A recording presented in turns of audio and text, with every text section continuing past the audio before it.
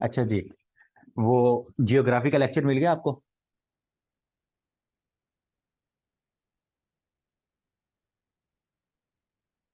Geography वाला lecture जो सा है वो वर्ड उसको रिवाइज करो आज। और इंशाल्लाह पाकिस्तान के ऊपर भी इसी तरह के एक रिवीजन का लेक्चर कल इंशाल्लाह आप लोगों को मिल जाएगा, ठीक है?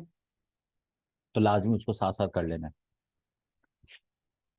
जो आज इंडो पाक के कुछ हैं, इंडो पाक के कोशिश इनको चीज़ों को आज जैसे मुगल डायनेस्टी वगैरह उसकी चीज़ें हैं वो कम होंगी, ठीक है? और ज़रा थोड़ी सी जो हिस्ट्री ऑफ पाकिस्तान है उसके ऊपर थोड़ी सी ज़्यादा एमसीक्यूज होंगे, लेकिन मिक्स हैं, मोस्टली इंपॉर्टेंट हैं जो 2022 में पूछे गए हैं 21 में। और बाकी अगली दफ़ा कोशिश करूंगा कि मुगल जो डायनेस्टी वाले हैं ना उनको हम डिटेल के अंदर एक दफ़ा डिस्कस कर लेंगे। अच्छा जी, who was first to invade India? तो इंडिया की इन्वेजन की हम बात करें तो याद रखो सबसे पहले इंडिया के अंदर जो इन्वेजन हुई थी, जो इंडिया का मतलब यहाँ इंडिया का क्या मतलब है, जो सब कॉन्टिनेंट का रीजन है हमारे, जो हमारे पास क्या है, सब कॉन्टिनेंट का रीजन है। तो इसकी अगर हम बात करेंगे तो सबसे पहले याद रखो यहाँ सबसे पहले कौन आए थे। अगर सबसे पहले अगर हम यहाँ बात करें तो हमारे पास यहाँ आर्यंस आए थे। यहाँ हमारे पास क्या आए थे?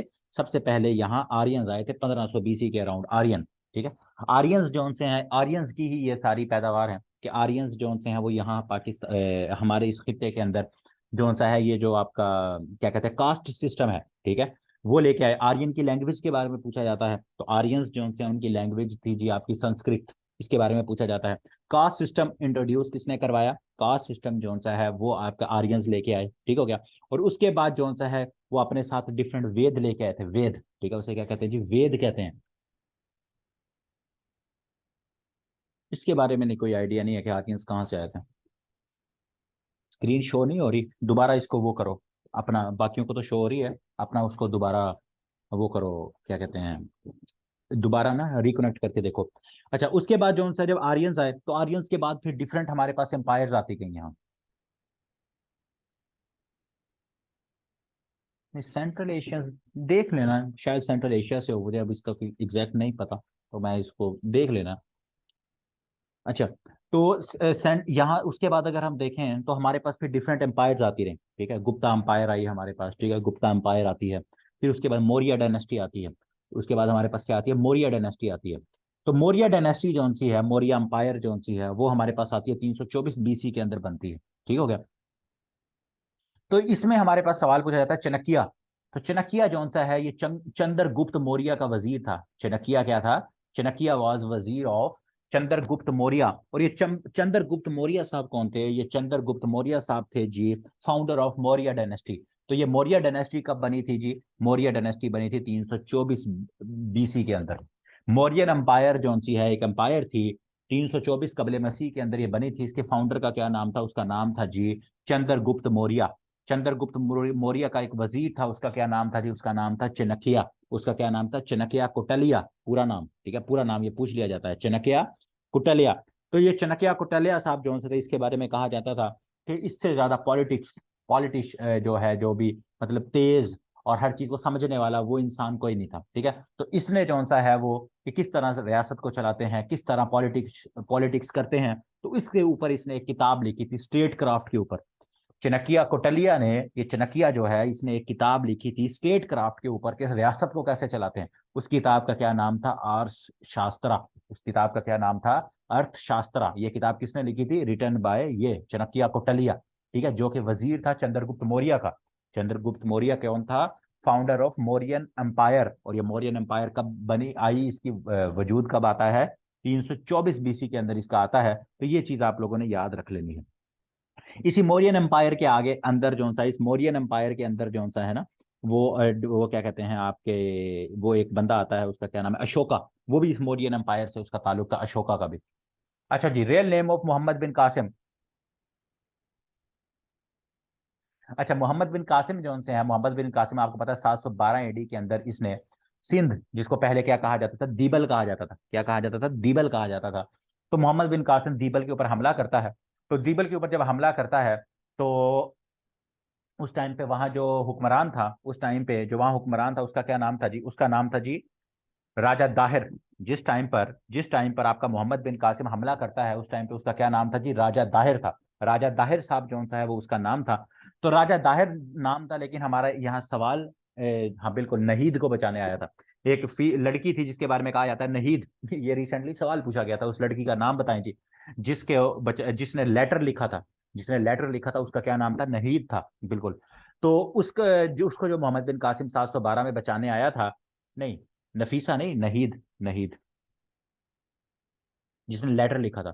तो इमादुद्दीन मोहम्मद इसका नाम था जी। और इसका कबीला कौन सा था? सक्फी कबीला था, ठीक है। इसका कबीला कौन सा था? मोहम्मद बिन कासिम का इसका नाम था इमादुद्दीन मोहम्मद, ठीक है। और इसका कबीला कौन सा था? सक्फी कबीला था। और इसको जो सा है, जब ये भेजा गया था उस टाइम पे उमैया, उमैया जो सी है, उमैया डायनेस्टी की हुकूमत थी। और वलीद बिन अब्दुल मलिक, हाँ, बनु उमैया की उस टाइम पे हुकूमत थी। बनु उमैया एक हुकूमत है ना, बनु उमैया जो थी उसके आगे एक सक्फी कबीला था। सक्फी कबीले से उसका ताल्लुक था।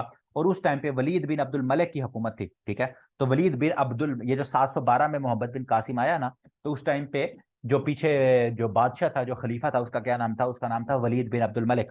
तो वलीद बिन अब्दुल मलिक जो सा है, नहीं नहीं, वलीद बिन अब्दुल मलिक जो सा है, उसके दौर के अंदर ये आया। और उसके बाद फिर इसको 715 एडी के अंदर इसको मार दिया गया, इसको टॉर्चर, इसको जेल के अंदर कैद कर लिया गया। तो ये सवाल पूछा जाता है कि मोहम्मद बिन कासिम जो सा है, जब वो दीबल के ऊपर आया, राजा दाहिर से लड़ने आया, तो तब किसकी हुकूमत थी? तब हुकूमत थी जी ये वलीद बिन अब्दुल मलिक की। ये जो बी में मैंने लिखा हुआ है, ठीक है।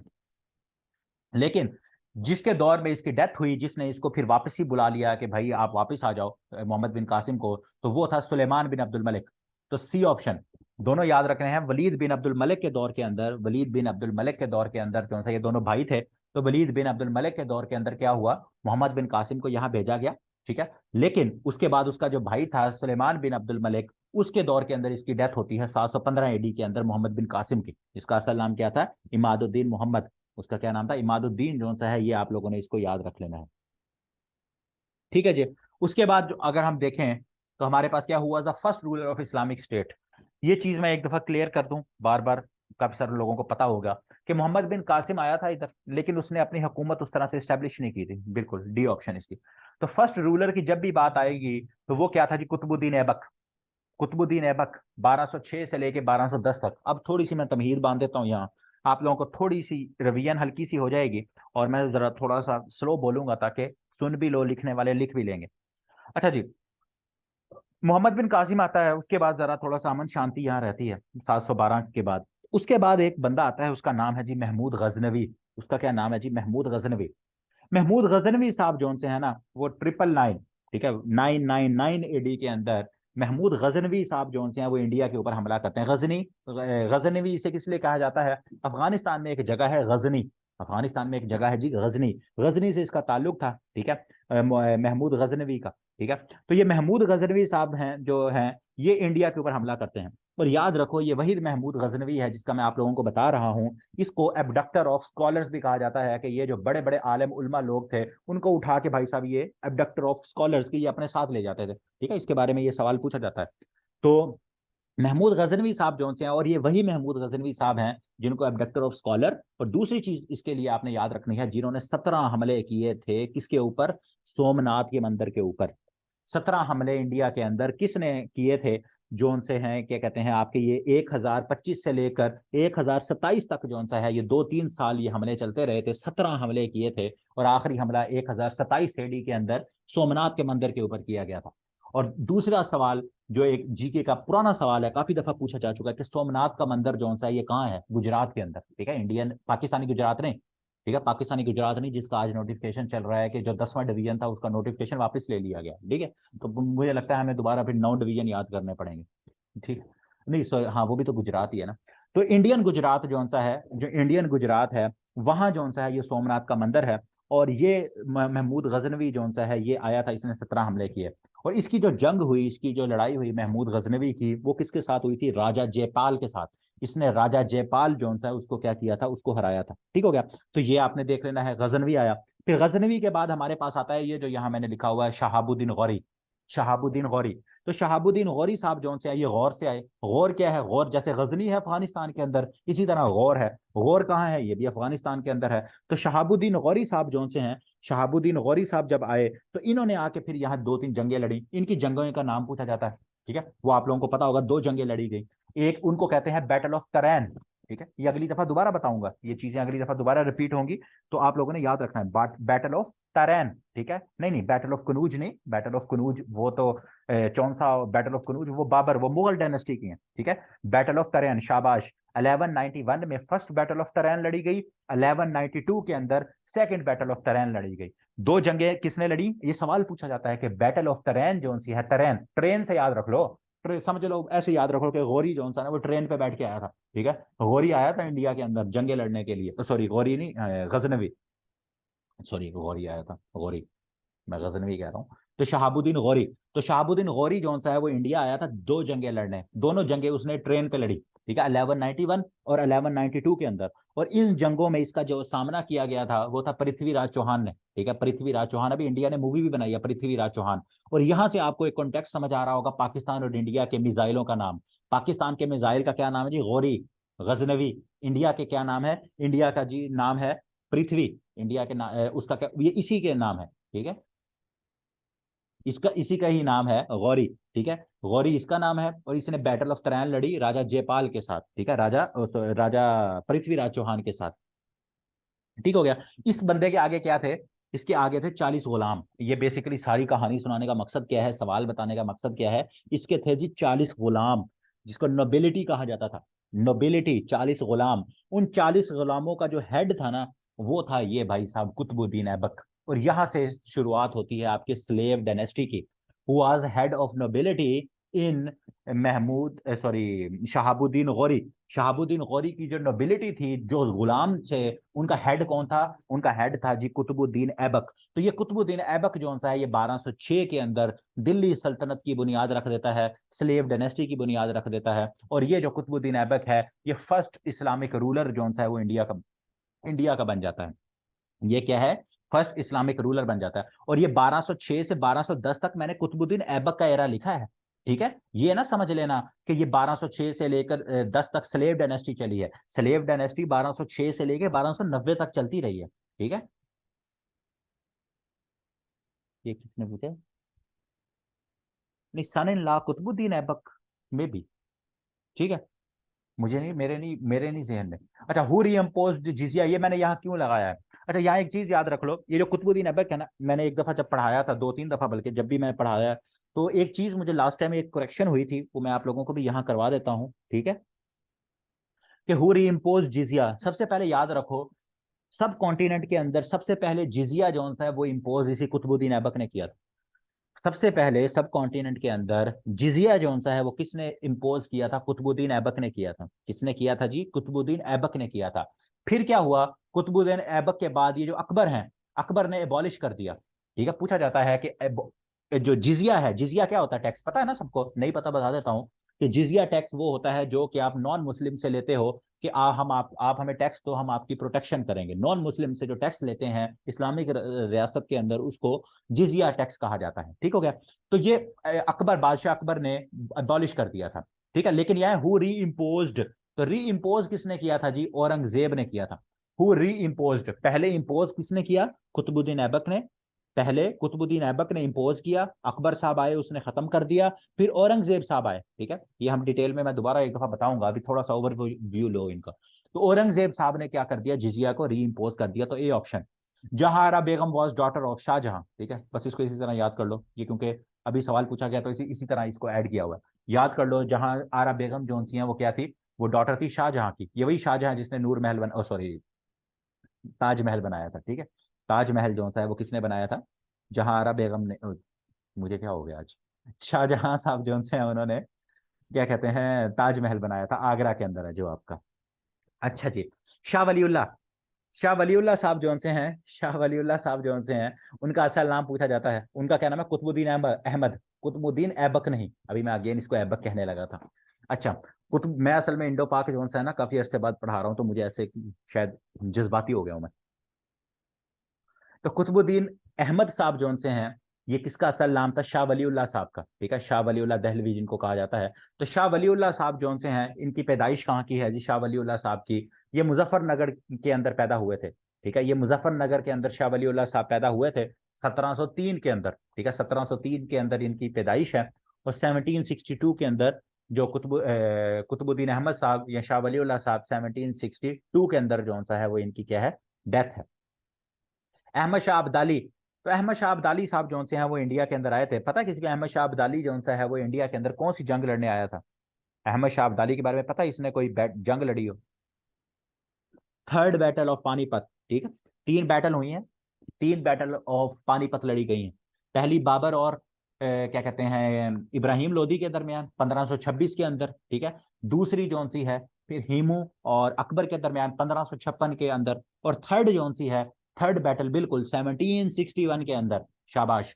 तो 1761 के अंदर एक जंग लड़ी गई थी जिसको हम कहते हैं थर्ड बैटल ऑफ पानीपत, ठीक है। थर्ड बैटल ऑफ पानीपत, मरहट्टे वर्सेस अब्दाली। एक साइड पे मरहट्टे थे, एक साइड पे अब्दाली था। तो अब्दाली जो सा है वो अफगानिस्तान का बादशाह था, अफगानिस्तान से आया था अब्दाली भी। तीसरी जंग बैटल ऑफ पानीपत जो सा है वो लड़ने के लिए आया था।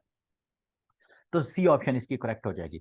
Battle of Buxar, battle of Buxar जो सी है ये आपकी बड़ी इंपॉर्टेंट है। तो ए ऑप्शन, एक साइड पे ईस्ट इंडिया कंपनी थी, दूसरी साइड पे यहाँ के जितने लोकल रूलर थे उसमें मुगल्स थे, उसके आप नवाब ऑफ क्या कहते हैं ओध था आपका और उसके बाद जो सा है और भी जो आपकी इस टाइम पे लोकल रूलर्स थे उन सब ने मिलके ईस्ट इंडिया कंपनी के खिलाफ जो सी है वो एक जंग लड़ी थी। तो उसको क्या कहते हैं, उसको जी हम कहते हैं बैटल ऑफ बक्सर के नाम से उसको याद करते हैं। बिल्कुल तीन नवाब थे जी इसके अंदर। कितने नवाब थे जी इसके अंदर? तीन नवाब थे और इन सब नवाबों ने मिलकर जो सा है वो ईस्ट इंडिया कंपनी के खिलाफ जंग लड़ी थी। नवाबों के नाम याद है? नवाब कासिम, हाँ। एक एक साइड पे मैं बता देता हूँ, देखो 1764 के अंदर आपकी क्या होती है, बैटल ऑफ बक्सर होती है। एक साइड पे कौन था? मीर कासिम था आपका। ये मीर कासिम वही है क्या कहते हैं, अल्लाह भला करे आपका, जिस जो मीर कासिम जो मीर सादिक के बाद जो सा है वो आया था, ठीक है। तो मीर कासिम जो सा है वो था। उसके बाद नवाब ऑफ औध था, ठीक है, नवाब ऑफ औध था। और एक आपका शाह आलम था। ये सवाल अभी रिसेंटली मैं इसलिए बता रहा हूं क्योंकि सवाल पूछा गया था कि हु रिप्रेजेंटेड या who fought on behalf of Mughal in battle of Buxar. तो बैटल ऑफ बक्सर के अंदर जो लोकल रूलर्स थे ना, एक मीर कासिम था, नवाब ऑफ औध था। तो मुगल जो थे, जो मुगल डायनेस्टी थी, उनकी तरफ से जिसने रिप्रेजेंट किया था या जो उस टाइम पे बादशाह था जिसने इस जंग में हिस्सा लिया था, उसका नाम था शाह आलम सेकंड।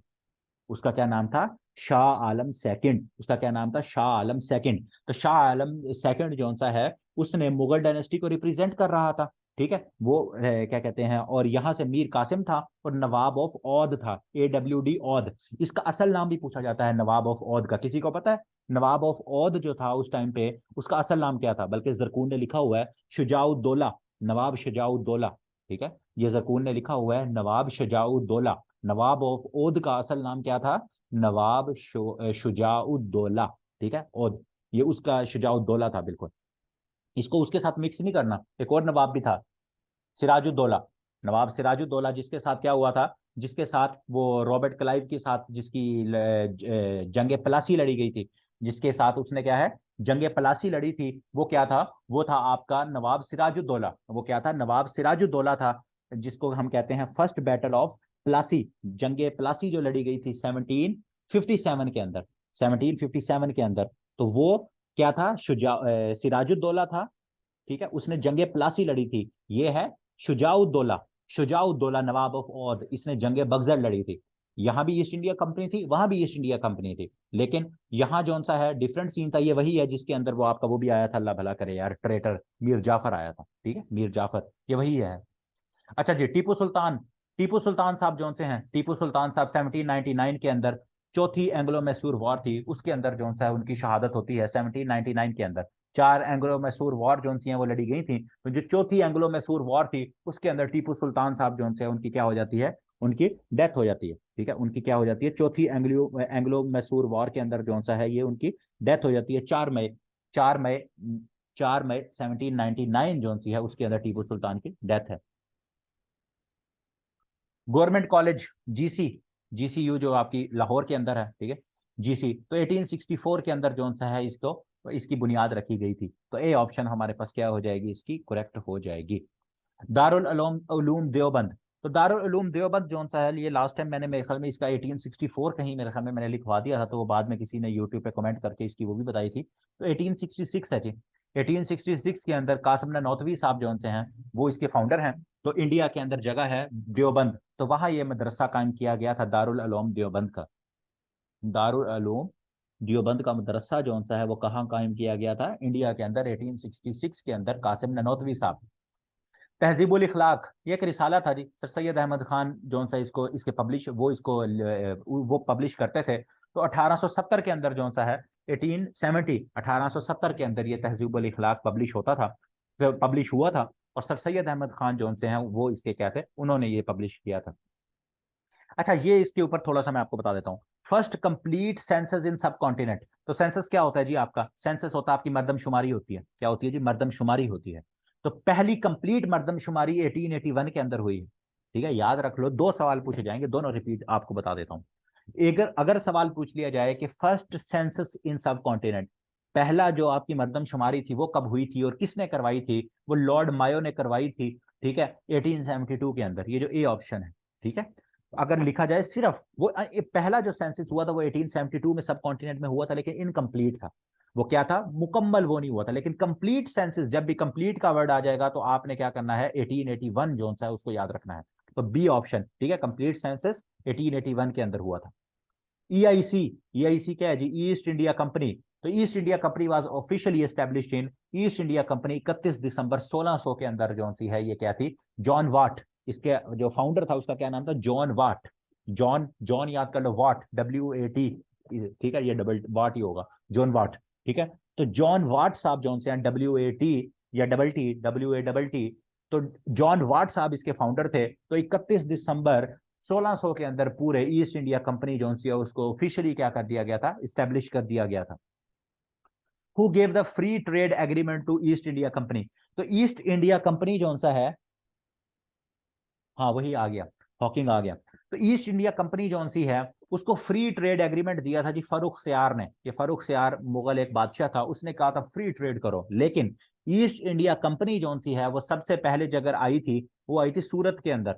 वो कहाँ आई थी आपकी? ये नीचे पहले ये है कि first factory of east India company, east India company की जो पहली जो सी है वो आपकी फैक्ट्री थी वो 1608 के अंदर लगती है सूरत के अंदर। और वो कैसे लगती है सूरत के अंदर? वो ऐसे लगती है कि उस टाइम पे बादशाह था जहांगीर। तो 1608 के अंदर सर हॉकिन आता है। सर हॉकिन ये ईस्ट इंडिया कंपनी का रिप्रेजेंटेटिव बन के, और इसके बारे में कहा जाता है कि इसने बड़ी ब्रांडेड जो सी है वो किस्म की अल्कोहल जो सी है वो जहांगीर को दी थी। और उसने कहा कि सर जी मौजा करो, ये सूरत की जमीन तो आड़ी है। ठीक है, तो 1608 के अंदर उसने पहली फैक्ट्री ईस्ट इंडिया कंपनी ने आपने क्या की? वो सूरत के अंदर 1608 के अंदर स्टैब्लिश कर ली। ठीक है, और सर हॉकिन, ये सवाल पूछा जाता है कि सर हॉकिन और इसके साथ एक और बंदा भी वो बाद में आया था, इन्होंने किसका दरबार विजिट किया था? तो इन्होंने जहांगीर का दरबार विजिट किया था। और ये ईस्ट इंडिया कंपनी को जो सा है वो क्या कर रहे थे? रिप्रेजेंट कर रहे थे। और इसके बाद ईस्ट इंडिया कंपनी ने यहाँ अपने पंजे गाड़ने शुरू कर दिए। ठीक है, और ये सवाल एज बड़ा इंपॉर्टेंट है कि पहली ईस्ट इंडिया कंपनी की जो फैक्ट्री थी वो कहाँ थी? सूरत के अंदर 1608 के अंदर स्टैब्लिश हुई थी। अच्छा जी, उर्दू डिफेंस एसोसिएशन विजिट किधर किया था? जहांगीर के दरबार के अंदर।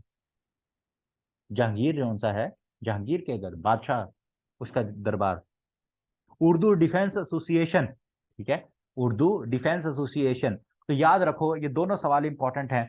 1866 वाला क्यों इंपॉर्टेंट है ये भी बताता हूं। हमारे पास इसकी ऑप्शन है जी ए। उर्दू डिफेंस एसोसिएशन जो सी है ये आपकी लखनऊ के अंदर बनी थी पूरे 1900 के अंदर, और ये मोहसिन उल मुल्क जो से उन्होंने बनाई थी। लेकिन इसकी पेरेंट ऑर्गेनाइजेशन क्या थी? वो थी अंजुमन तरक्की उर्दू, मौलवी अब्दुल हक। ठीक है, मौलवी अब्दुल हक साहब ने अंजुमन तरक्की उर्दू बनाई थी। ये इंपॉर्टेंट क्यों है अब हमारे लिए? रीजन तो ये है, एक तो उर्दू में सवाल पूछा जाता है, दूसरा आप में से जो समझदार बच्चे हो उनको एक चीज याद होगी, उर्दू हिंदी कंट्रोवर्सी 1867। उर्दू हिंदी कंट्रोवर्सी, हिंदी उर्दू तनाजा। ठीक है, तो उर्दू हिंदी तनाजा की जो एक बेसिक वजह थी वो अंजुमन तरक्की उर्दू भी थी। ये 1866 के अंदर, ठीक है, 1860 बनारस के अंदर, बिल्कुल ठीक है, 1866 के अंदर ये अंजुमन तरक्की उर्दू जब बनती है ना, मौलवी अब्दुल हक साहब बनाते हैं, तो उसके बाद फिर उर्दू हिंदी तनाजा जो सा है वो भी इसकी वन ऑफ द रीजन ये अंजुमन तरक्की उर्दू भी थी। ठीक है, और उसके बाद फिर इसी को ही यही आगे अपना नाम चेंज करके फिर क्या बन जाती है? उर्दू डिफेंस एसोसिएशन बन जाती है, जिसको मोहसिन उल मुल्क जो से हैं वो 1900 के अंदर बनाते हैं। ठीक है, तो ये जो सा है आपने इसको याद रख लेना है। NWFP north west frontier province, जिसको सूबा सरहद कहा जाता था, ठीक है, जिसको क्या कहा जाता, 18वीं तरमीम से पहले, 2010 से पहले केपी को, खैबर पख्तूनख्वा को क्या कहा जाता था, सूबा सरहद कहा जाता था, NWFP कहा जाता था। और इसको सूबे का प्रोविंस का स्टेटस कब मिला था, 1901 के अंदर लॉर्ड कुर्जन ने जो सा है ये प्रोविंस का स्टेटस दिया था, ठीक है। तो ये लॉर्ड कुर्जन भी याद रखना है और 1901 भी याद रखना है, ये लॉर्ड कुर्जन बड़ा इंपॉर्टेंट है। जब पार्टीशन ऑफ बंगाल की हम बात करेंगे तो पार्टीशन ऑफ बंगाल के अंदर भी आपको ये लॉर्ड कुर्जन साहब जो हैं वो टपकते नजर आएंगे। First session of Muslim league, इसका बताओ जरा, मुस्लिम लीग का पहला सेशन कब हुआ था, ये तो मुझे बताओ, क्या ख्याल आते हैं आपके इसके, मुस्लिम लीग के पहले सेशन के बारे में आप लोगों के क्या ख्याल आते हैं?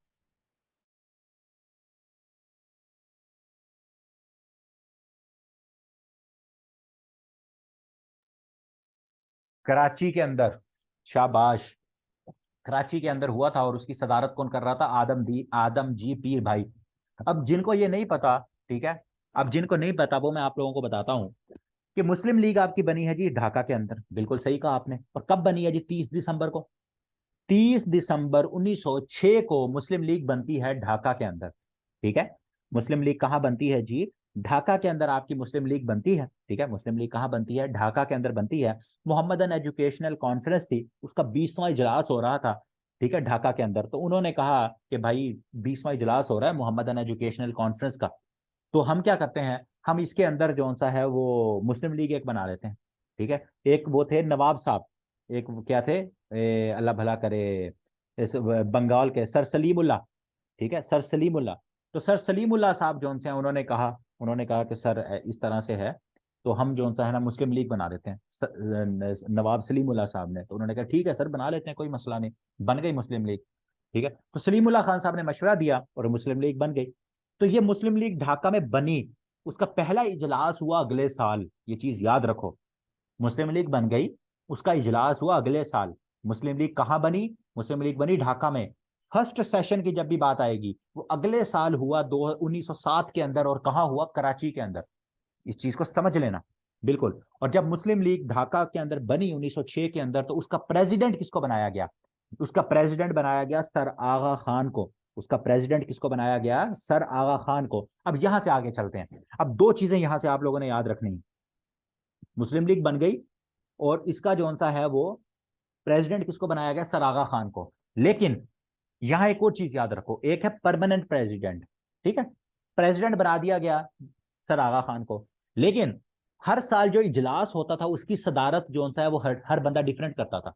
अब ये जो कराची का इजलास हुआ, ये मैंने आदम जी पीर भाई क्यों लिखा है कि जो कराची का सेकंड सेशन हुआ था उसकी सदारत किसने की थी, आदम जी पीर भाई ने उस सेशन की सदारत की थी, जो कि 29 दिसंबर 1907 को हुआ था।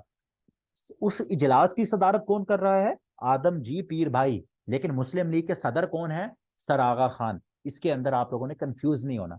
हमेशा स्टूडेंट्स को कंफ्यूजन तब आती है, वो याद कर लेते हैं अच्छा सेकंड प्रेसिडेंट आदम जी पीर भाई थे, नहीं थे, वो सेशन की सदारत कर रहे थे। वो क्या कर रहे थे, सेशन जो सा है उसकी सदारत कर रहे थे। ये चीज आप लोगों ने इसको याद रख लेना है, इसको आपने क्या रखना है, याद रख लेना है, ठीक हो गया। अब यहां से आगे चलते हैं। Sir Aga Khan remained the president of All India Muslim League till। अब आगा खान साहब जो से हैं वो मुस्लिम लीग के प्रेसिडेंट रहते हैं जी 1913 तक, 1906 में बनते हैं, 1913 तक प्रेसिडेंट रहते हैं किसके, आगा खान साहब जो से हैं वो ऑल इंडिया मुस्लिम लीग के। उसके बाद, उसके बाद याद रखो 1913 से लेकर 1916 तक मुस्लिम लीग का कोई परमानेंट प्रेसिडेंट नहीं था। फिर सेकंड प्रेसिडेंट मुस्लिम लीग का आता है जी 1916 के अंदर, राजा साहेब ऑफ महमूदाबाद।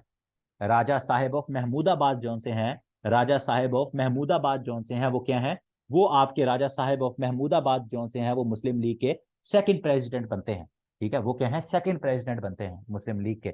उसके बाद थर्ड प्रेसिडेंट मुस्लिम लीग के आते हैं 1934 में, आप सब लोग वाकिफ हो गए, सवाल भी पूछा जाता है कि mister Jinnah became the permanent president of all India Muslim league. तो मिस्टर जिना साहब 1934 के अंदर जो सा है वो क्या है, वो मुस्लिम लीग के जो सा है वो क्या है, प्रेसिडेंट बन जाते हैं। राजा साहेब ऑफ, हाँ बिल्कुल, राजा साहेब ऑफ महमूदाबाद का असल नाम पूछा जाता है अमीर अहमद, शाबाश। इस तरह का सवाल हो बता दिया करो ताकि बाकी, क्योंकि बेसिकली रवियन है ना हमारी, जितने सवाल को इस तरह से होंगे, तो अमीर अहमद राजा साहेब ऑफ महमूदाबाद जो से उनका असल नाम क्या था, ये उर्दू के अंदर भी और वैसे भी पूछा जाता है, तो अमीर अहमद इनका असल नाम था। Who wrote the constitution of Muslim league, तो ग्रीन बुक उसको कहते थे, तो डी ऑप्शन जी, मौलाना मोहम्मद अली जौहर। मौलाना मोहम्मद अली जौहर जौन से हैं, मौलाना मोहम्मद अली जौहर जौन से हैं, उन्होंने कॉन्स्टिट्यूशन जौन सी है वो मुस्लिम लीग की लिखी थी। हमदर्द और एंड कॉमरेड, तो हमदर्द और कॉमरेड जो से हैं ये दो आपके क्या थे, हमदर्द और कॉमरेड, ये आपका जो सा है अखबार थी, एक 1911 में हुआ, एक 1913 में। तो ये मौलाना मोहम्मद अली जौहर साहब जो से हैं वो इसके जो सा है उन्होंने ये शुरू की थी, उसके एडिटर मौलाना मोहम्मद अली जौहर साहब थे। उसके अलावा ये सारे उर्दू के सवाल हैं। अबुल कलाम आजाद साहब ने जो सा है अल हिलाल, ठीक है, ये उनकी है। जिम्मेदार अखबार, जिम्मेदार अखबार जो सी है ये कौन निकालते थे, तो मौलाना जफर अली खान साहब। तो ये सारे उर्दू के सवाल हैं, जीके में भी पूछ लिए जाते हैं, लेकिन आप लोगों ने क्या है इसको उर्दू के हवाले से भी याद रखना है। हमदर्द, कॉमरेड, मौलाना मोहम्मद अली जौहर, जेड से जफर, जेड से जिमीदार, और अबुल कलाम आजाद साहब जो से हैं youngest president of all India Congress, वो आपके पास क्या है, अल हिलाल। वो क्या है आपके, अल हिलाल। ये 1903 और 1912, ये अल हिलाल और जिमीदार क्या है, मुझे इसके बारे में नहीं, अगर कंफर्म है तो इसको देख लेना कि अल हिलाल जो सा है, अल हिलाल 1912 के अंदर है और जिम्मेदार 1903 के अंदर शुरू हुआ था। चलो ठीक है, ठीक है, बाकी इसको अपनी तरफ से भी कंफर्म कर लेना कि अल हिलाल जो सा है वो 1912 के अंदर जो सा है वो शुरू हुआ, मौलाना अबुल कलाम आजाद साहब, और जिम्मेदार जो से हैं वो 1903 के अंदर जिम्मेदार जफर अली खान साहब ने स्टार्ट किया था। रॉलेट एक्ट, ठीक है, रॉलेट एक्ट जिसको गांधी जी ने ब्लैक लॉ, काला कानून भी कहा था जी, रॉलेट एक्ट 1919 के अंदर आया। 1919 की बड़ी इंपॉर्टेंस है जी। 1919 के अंदर आपका जालियांवाला बाग इंसिडेंट हुआ, उस दिन हमने देखा था ना, 1919 अप्रैल 1919 के अंदर जालियांवाला बाग इंसिडेंट भी होता है आपका। तो रॉलेट एक्ट आया था जी 1919 के अंदर, इसको काला कानून कहा गया। इसमें बेसिकली ये था कि इख्तियार दिए गए थे कि जिसका जो पसंद नहीं आता उसको बगैर जो सा किसी भी रीजन के आप जेल में बंद कर सकते हो, ठीक है। तो कायदे आजम जो से हो गए, कायदे आजम जितने भी उस टाइम पे लोग थे सब ने क्या की थी, इनकी मुखालफत की थी, रॉलेट एक्ट की। और कायदे आजम ने इसी रॉलेट एक्ट की वजह से मुंबई लेजिस्लेटिव काउंसिल के मेंबर थे, ठीक है। मुंबई जो उस टाइम पे बंबई कहलाया जाता था, बम्बे लेजिस्लेटिव काउंसिल के कायदे आजम क्या थे, वो मेंबर थे। तो उन्होंने इस्तीफा दे दिया था प्रोटेस्ट में, इन प्रोटेस्ट टू रॉलेट एक्ट, ठीक है। ये सवाल पूछा जाता है 1919 के अंदर जो सा है मिस्टर जिना जो से उन्होंने क्या था, रॉलेट एक्ट की वजह से बम्बई लेजिस्लेटिव काउंसिल के मेंबर थे, उससे क्या कर दे दिया था जी, रिजाइन दे दिया था 1919 के अंदर। ऑल इंडिया खिलाफत कमेटी, तो ऑल इंडिया खिलाफत कमेटी जो सी है ये आपकी खिलाफत कमेटी बनी थी 1919 के अंदर, ठीक है। 1919 के अंदर ऑल इंडिया खिलाफत कमेटी बनी थी। तो ऑल इंडिया खिलाफत कमेटी जो सी है ये बेसिकली ये बनाई किस लिए गई थी कि उस टाइम पे जो ब्रिटिश के जो प्राइम मिनिस्टर थे उनका क्या नाम था, उनका नाम था जॉर्ज ललॉयड। उनका क्या नाम था जी, जॉर्ज ललाइड उनका नाम था। तो उससे मिलने के लिए उन्होंने जाना था खिलाफत कमेटी ने। इसका बैकग्राउंड फर्स्ट वर्ल्ड वॉर चल रही थी, खिलाफत को खत्म किया जा रहा था, तो एक खिलाफत मूवमेंट चली 1919 के अंदर, ठीक है। क्योंकि इस टाइम पे क्या है, क्या कहते हैं, पता लग गया था, ट्रीटी ऑफ सेवरेज हो रही थी और पता था कि अब खिलाफत खत्म हो जाएगी। तो यहाँ के जो लोग थे, यहाँ के जो लोग थे उन्होंने क्या किया, उन्होंने खिलाफत मूवमेंट चलाई, ठीक है। तो खिलाफत मूवमेंट एक चली जो कि 1924 तक चलती रही। लेकिन अब खिलाफत मूवमेंट के अंदर तो बड़े लीडर्स थे, तो उन्होंने फिर मिलकर एक कमेटी बनाई, ठीक है। उसमें बड़े बड़े लीडर्स थे, गांधी जी भी थे, मौलाना मोहम्मद अली जौहर भी थे। इस खिलाफत कमेटी के जो सेक्रेटरी जनरल थे उनका नाम मौलाना शौकत अली जौहर था, ठीक है। इसका ये सवाल पूछा जाता है कि ऑल इंडिया खिलाफत कमेटी बनी थी, इसके सेक्रेटरी जनरल का नाम बताएं। उन सेक्रेटरी जनरल का नाम क्या था, मौलाना शौकत अली जौहर, ठीक है। तो ये गई थी जॉर्ज ललाइड से मिलने कि सर आप जो सा है खिलाफत को खत्म ना करें, हमारे सेंटीमेंट्स हैं खिलाफत के लिए। तो ये सारे इसका बेसिकली मकसद था। MAO college, Mohammedan Mohammedan Anglo Orient college, ठीक है।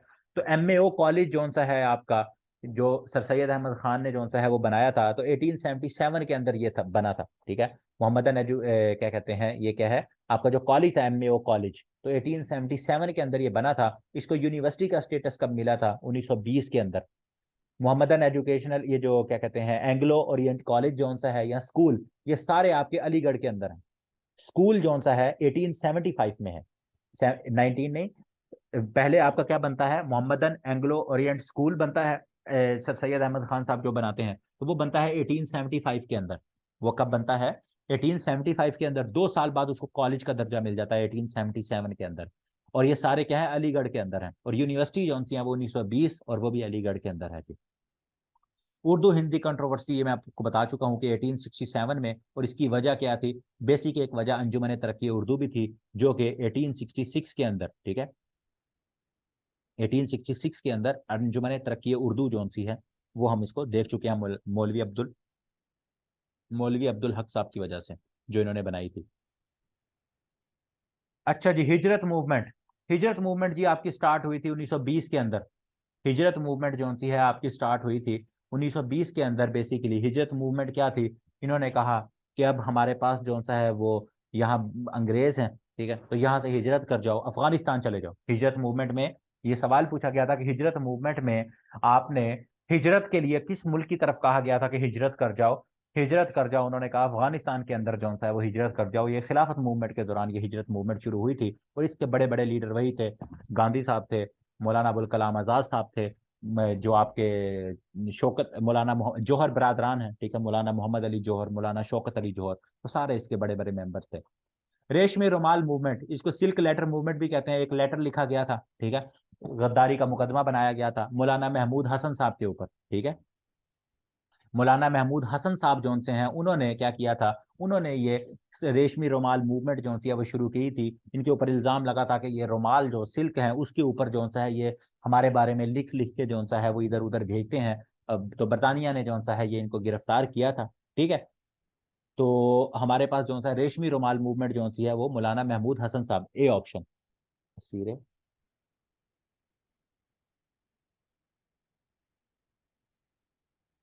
अब्दुल हक से लीक हुआ था, अच्छा अच्छा, ठीक हो गया। वो इतना इंपॉर्टेंट नहीं है। लास्ट खैलिफ ऑफ ऑटोमन्स, ये मेरे ख्याल में हम डिस्कस कर चुके हैं, है ना। 1924 के अंदर, 1923 में क्या होती है, दोबारा रिवाइज करवा देता हूँ। 1923 के अंदर ट्रीटी ऑफ लोजान होती है, ठीक है। ट्रीटी ऑफ लोजान के बाद क्या होता है, वो कहते हैं कि अब खिलाफत खत्म, ठीक है। और फिर क्या होता है, मुस्तफ़ा कमाल अतातुर्क आ जाता है। तो मुस्तफ़ा कमाल अतातुर्क ऑफिशियली जो सा 1924 के अंदर जो एटोमन जो आपकी खिलाफत का एक वो था उसको क्या कर देता है, 1924 के अंदर मुस्तफ़ा कमाल अतातुर्क उसको खत्म कर देता है, ठीक है। तो लास्ट आपके पास खलीफा जो है वो अब्दुल मजीद सेकंड जो है वो बी ऑप्शन, ठीक हो गया। साइमन कमीशन 1927 के अंदर बना है, साइमन कमीशन। तो इसके अंदर जो सा है वो 7 मेंबर्स थे। सर साइमन जो सा है वो इसको हेड कर रहे थे। तो 7 इसके क्या थे, 7 इसके अंदर मेंबर्स थे। और 2 दफा ये इंडिया आया था 1928 के अंदर। 1927 के अंदर ये साइमन कमीशन बना था। इसका मकसद क्या था, इंडिया को एक कॉन्स्टिट्यूशन देना, इंडिया के लिए, ठीक है। तो इंडिया के अंदर एक कॉन्स्टिट्यूशन देना इसका मकसद था।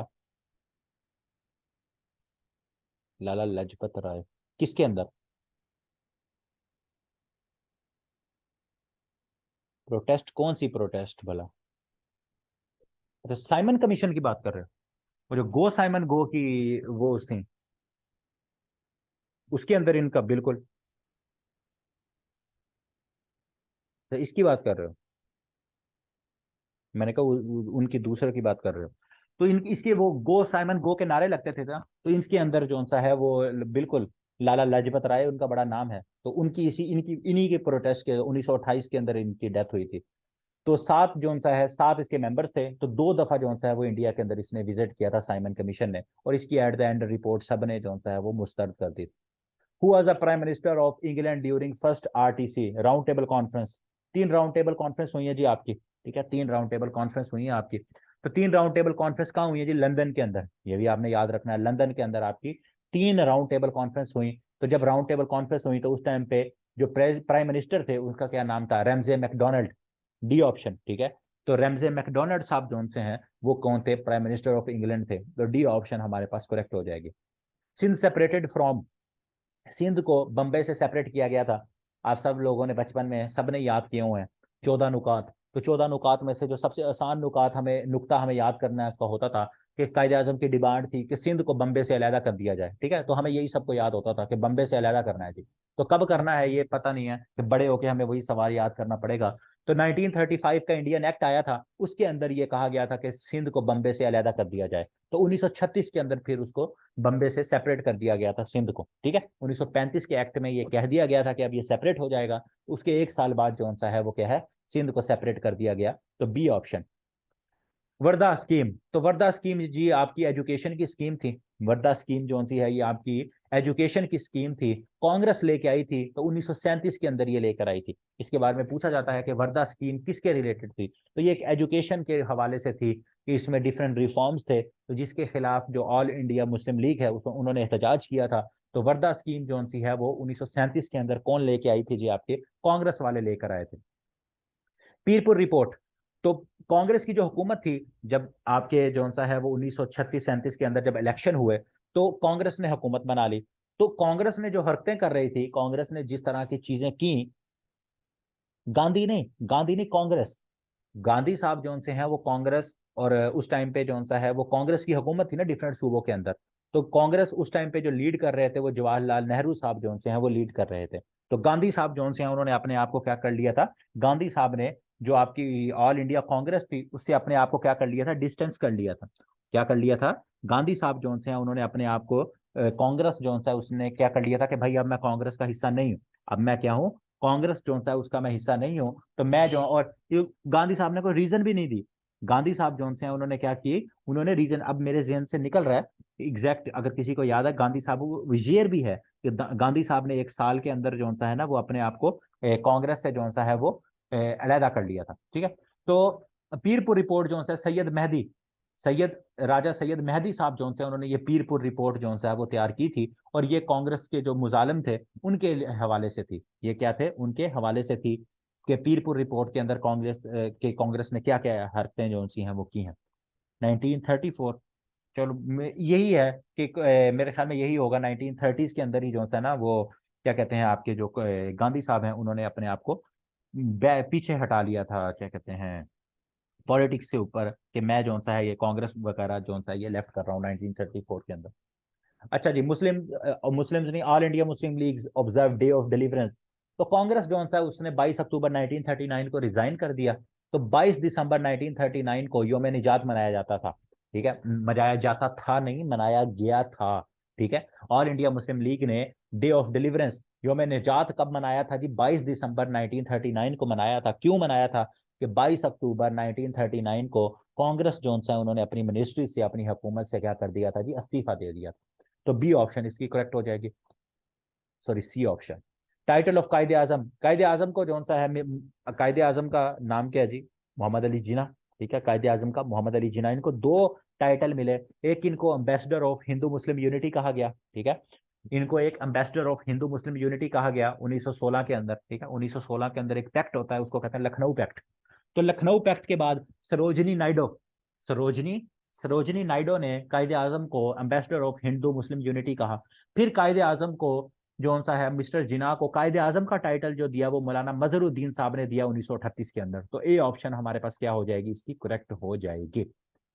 3 जून प्लान, तो 3 जून प्लान को पार्टीशन प्लान भी कहते हैं। इसके बाद पार्टीशन हो गई थी। ठीक है, इसके अंदर के जो किस तरह पार्टीशन करनी है कि सूबे जो से हैं, सूबों को बंगाल को और पंजाब को तकसीम किया जाएगा। NWFP बलोचिस्तान जो सा है वो पाकिस्तान के पास चला जाएगा। प्रिंसली स्टेट्स को ये इख्तियार होगा कि वो जिसके साथ जाना चाहें इल्हाक कर लें। तो ये सारे 3 जून प्लान के अंदर बताया गया था। तो 3 जून 1947 का ये जो है ये आपका प्लान था, और ये इसको क्या कहते हैं, इसको पार्टीशन प्लान भी कहते हैं। और 18 जुलाई को क्वीन ने इसके ऊपर क्या है, मोहर भी लगा दी थी। ठीक हो गया, तो सी ऑप्शन इसकी करेक्ट है।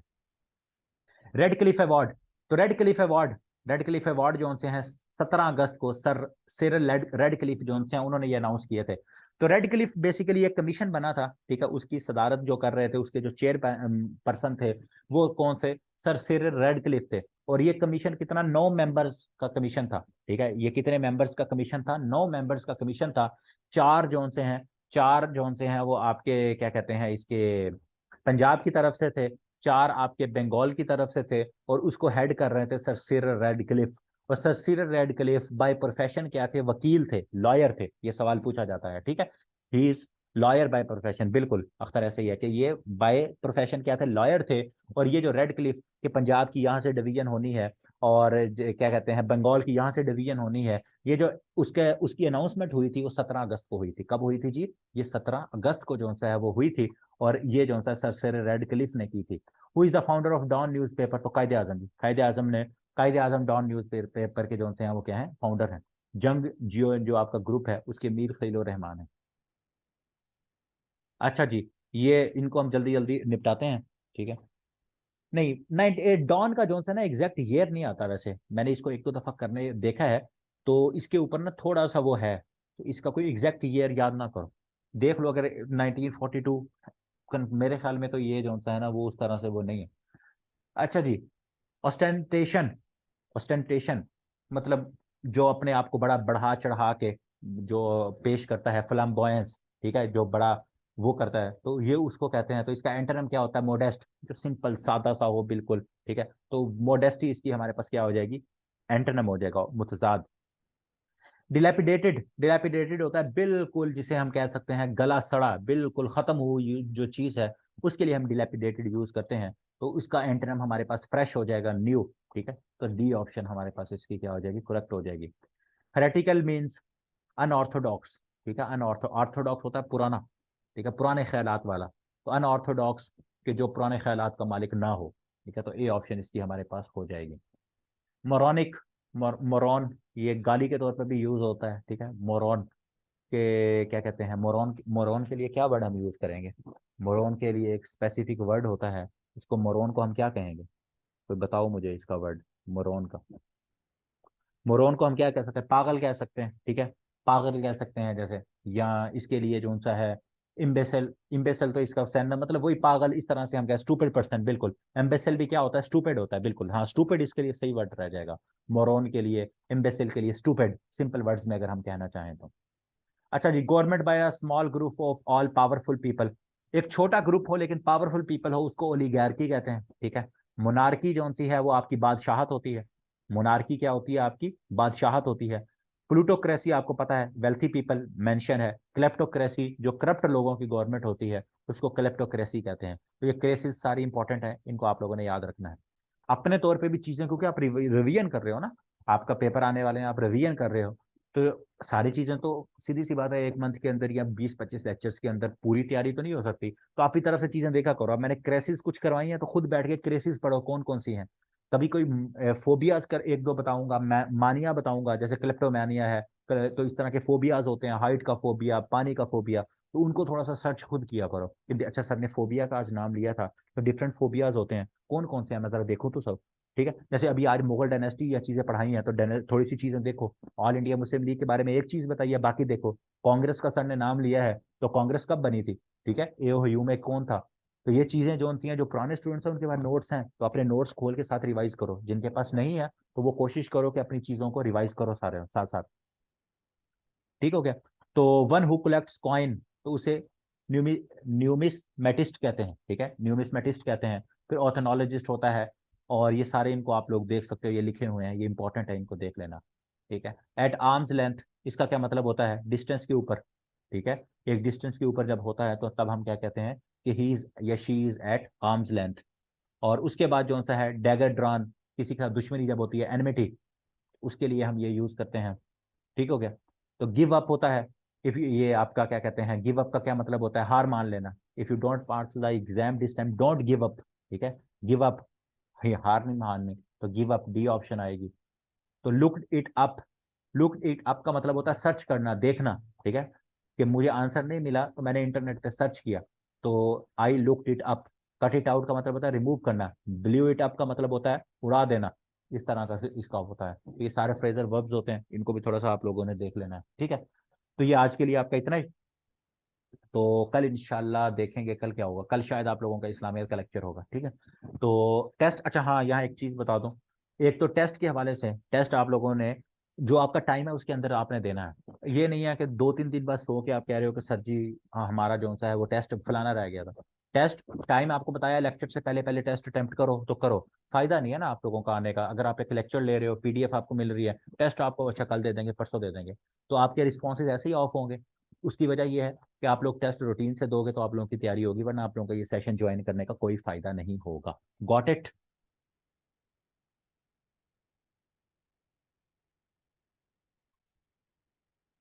ओके जी।